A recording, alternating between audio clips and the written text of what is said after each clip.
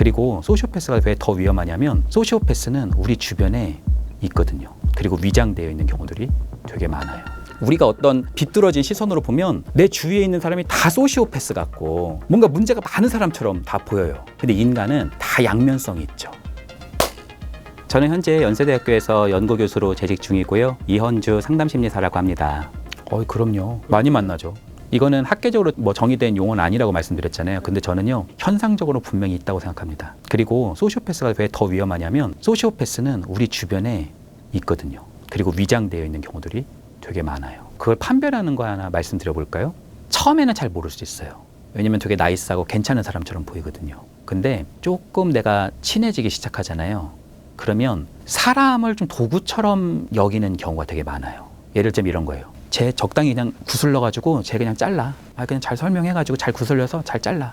이렇게 표현하는 것은요, 어떻게 보면 굉장히 사람을 약간 전략적으로 대하는 거죠. 사람을 사람으로 좀 여기지 않고 도구로 여기는. 뚫어뻥 같은 거 쓰실 때 우리 막 진공청소기 쓰면서 진공청소기야 너도 참 힘들겠다 그런 생각 잘 안 하잖아요. 그런 존재들은 사람이 아니잖아요. 사람을 이쪽에다 배치하고 저 사람 저렇게 두고 이렇게 두고 이런 부부들에 대한 사고가 되게 많습니다. 소위 공감 능력이 정말 많이 떨어진다고도 말씀드릴 수 있겠죠.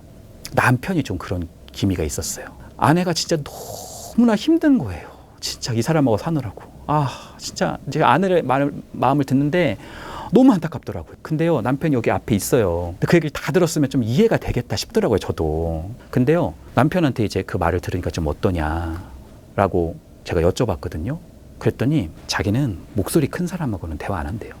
자기는 목소리 큰 사람하고 대화 안 해요. 굉장히 좀 냉정해 보이는, 자기에 대한 통찰 능력이 별로 없는, 이것이 바로 두 번째입니다. 그러니까 사람을 조금 이용하는 측면이 있고 자기에 대한 통찰 능력이 엄청나게 떨어져요.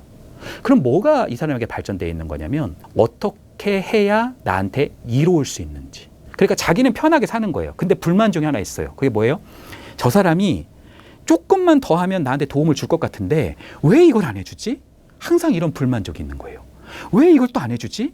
근데 이게 그 사람한테 좋은 게 아니라 나한테 좋은 거란 말이에요. 근데 왜 이걸 안 해주지 이 사람은? 항상 이런 불만족에 어떻게 보면 좀 많은 포커스를 두고 있겠죠. 그리고 마지막 세 번째는 사람을 막 찌르고 막 사람을 어떤 공격하고 그런 요소가 실제로 많다기보다는 가랑비에 옷 젖듯이 사람을 조금씩 실질적인 피해를 줍니다. 자기 일을 은근히 저 사람한테 미루고 자기가 피해 볼 일이 있으면은 이 사람이 약간 덮어 씌우게 만들고 이 사람을 내가 공격하기가 좀 쉽지 않으면 다른 사람을 이용해서 저 사람을 공격하게끔 만들고 이런 거죠. 예를 들자면 이번에 새로 사원이 들어왔어요. 새로 사원이 들어왔는데 굉장히 교묘한 소시오패스는 그 사람을 내가 절단을 내고 싶어요. 누가 윈지를 좀 제가 정확히 알려주고 싶은 거예요.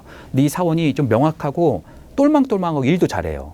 그럼 내가 가서 이 사람하고 뭔가 얘기하기가 힘들다. 그러면요, 그 사람 없을 때 이렇게 사람들이 같이 모였을 때 그러는 거예요. 아니 이번에 새로 들어온 최 대리는 사람이 너무 싹싹하고 일도 너무 잘하고 진짜 완벽하지 않아요? 이러는 거예요. 그러면 사람이 그렇긴 한데 자기 주장이 좀 센 것 같아. 이런 얘기가 한마디씩 나올 수 있잖아요. 사람이 100%는 없으니까.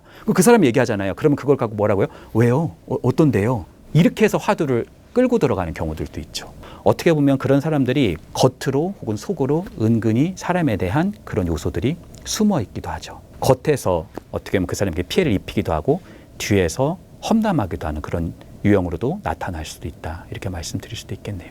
사실 소시오패스의 인구 자체가 그렇게 많은 게 아니에요. 우리가 만나는 대부분의 사람은 그냥 괜찮은 수준의 사람이 되게 많다는 거예요. 근데요, 그 괜찮은 사람과 관계를 해도요, 좋은 일만 있는 게 아닙니다. 힘든 일이 많아요. 그래서요, 내가 결혼을 해야 되는데 내 멘탈이 너무 약하고 나는 너무 상처를 잘 받고 나는 그냥 불안정 애착이라고 내가 나 스스로를 안다면 어떤 면에서는 내 배우자가 안정애착, 어떻게 보면 좀 긍정적이고 굉장히 나를 포용할 수 있는 사람과 만난다면 어떻게 보면 내 인생에서 무엇과도 바꿀 수 없는 큰 선물일 수도 있겠죠. 왜냐면 부부는 평생 살잖아요. 반품이 쉽지 않잖아요. 자녀를 낳기도 하지만 자녀는 또 떠나잖아요. 평생 사는 게 부부니까 가장 깊은 관계일 수 있거든요. 부모만큼. 그러니까 어떤 면에서는 그런 사람을 잘 만나는 것도 중요할 수도 있겠죠. 취사 선택하라는 말이냐, 그런 건 아니에요. 아무리 내가 그런다고 하더라도 예를 들어서 직장을 갔는데 이상한 사람이 있을 수 있잖아요. 근데 나만 보면 막 지적을 해요. 그 사람이 막 지적을 하는 사람이 있는데 왜 나한테만 이러지? 라고 표현할 수도 있잖아요. 근데 꼭 그렇다고 해서 그 사람이 소시오패스는 아니거든요. 제 실제 내담자도 그런 상사를 두신 분이 계셨어요. 그분 때문에 진짜 힘들게 들어간 직장인데 그만두려고 생각을 하고 있었던 거예요.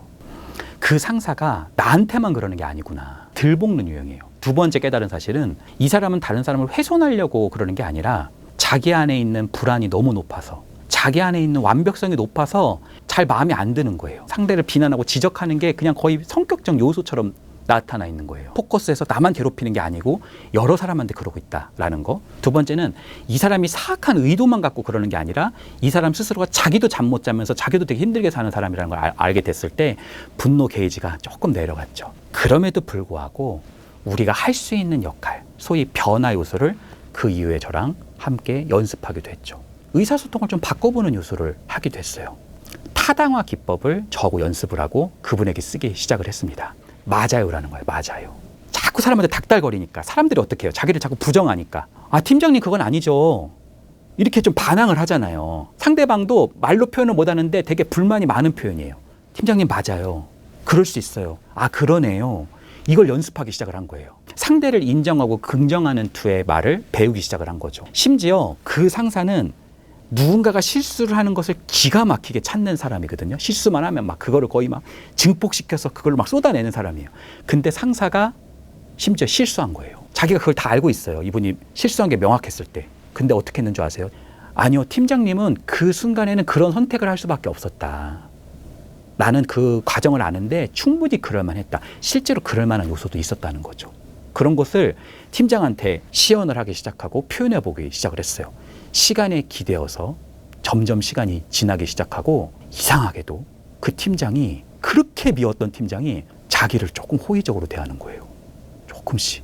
나한테는 조금 다른 사람에 비해서는 조금 나아요. 나를 막 지적하는데 맞아요.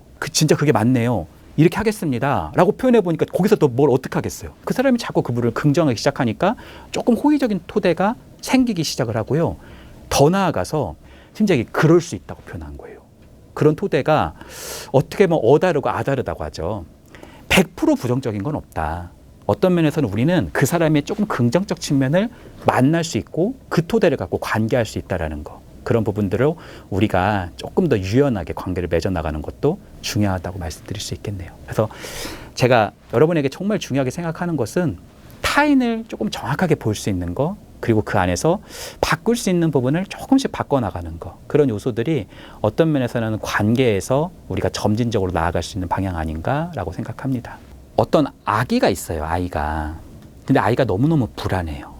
내가 지금 화장실을 가야 되는데 어제 악몽을 꿨거든요. 엄마 아빠를 부릅니다. 엄마, 아빠. 보니까 아빠는 없고요. 엄마는 있어요. 근데 엄마가 쿵쿵 하면서 오잖아요. 사실 아이 입장에서 보면 엄마는 엄청나게 큰 존재예요. 엄마가 찾아와요. 현경아, 왜? 무슨 일이야? 라고 밝게 웃으면서 얘기하는 거예요. 엄마, 나 화장실 혼자 가는 거 무서워. 이렇게 표현을 하는 거죠. 아이고, 너 어제 그 악몽 꿨다더니 그래서 그러는 거구나. 이렇게 얘기를 하는 거예요. 엄마, 어떻게 해줄까? 나랑 손 붙잡고 갔으면 좋겠어. 손을 딱 잡아주는 거죠. 여러분, 안전기지라는 말을 쓰는데 그 손을 잡아주는 게 안전기지입니다. 굉장히 안정감을 느낀다는 거죠. 근데요, 문제가 있어요. 화장실 끝까지 가면 돼요, 안 돼요? 안 되죠. 화장실을 혼자 가는 연습을 해야 되잖아요. 현경이가 저기서 쉬하고 있는데 내가 너무 멀지 않도록, 그렇다고 너무 가까이 가지 않도록 어느 정도의 선을 두고 거기서 지켜서 주는 거예요. 엄마가 여기까지는 같이 갔으니까 현경이가 이제 혼자 가서 쉬하고 올 수 있지. 현경이가 엄마 거기 있지? 엄마 거기 있지? 라고 하는데 엄마 거기 있어. 엄마 거기 있어. 라고 표현했을 때 엄마 여기 있잖아. 엄마 여기 있잖아. 라고 했을 때 그걸 보면서 안심을 하잖아요. 저는 이 측면에서 말씀을 드리고 싶어요. 우리 사회가 불확실의 시대고 불안이라는 게 참 증폭되는 그런 시기인 것 같아요. 그런데요, 누군가와 내가 따뜻한 관계를 맺는다라는 거, 누군가의 손을 잡는다라는 거, 누군가와 공명과 공감을 이뤄나간다라고 하는 것은 우리에게 더할 수 없는 그 불안을 극복하고 넘을 수 있는 용기와 도전을 형성한다. 그것을 저는 안전기지다라고 말씀드릴 수 있을 것 같습니다. 부모님이 아이를 학대하는 건 절대 좋지 않다고 말씀드리는 겁니다. 왜 그런 줄 아세요? 부모님이 때리잖아요. 부모님이 아이에게 욕을 하거나 폭력을 쓰잖아요. 그러면 아이가 갈 곳은 방 구석밖에 없어요. 아이가 가출을 하겠어? 어딜 가겠어요? 그 거인과 같은 존재, 소위 나보다 2배 이상 크지만 그 존재가 나한테 적대감을 가져오면 어떻게 보면 나는 숨을 곳이 없어요. 그만큼 부모가 아이에게 주는 영향력이 막강합니다.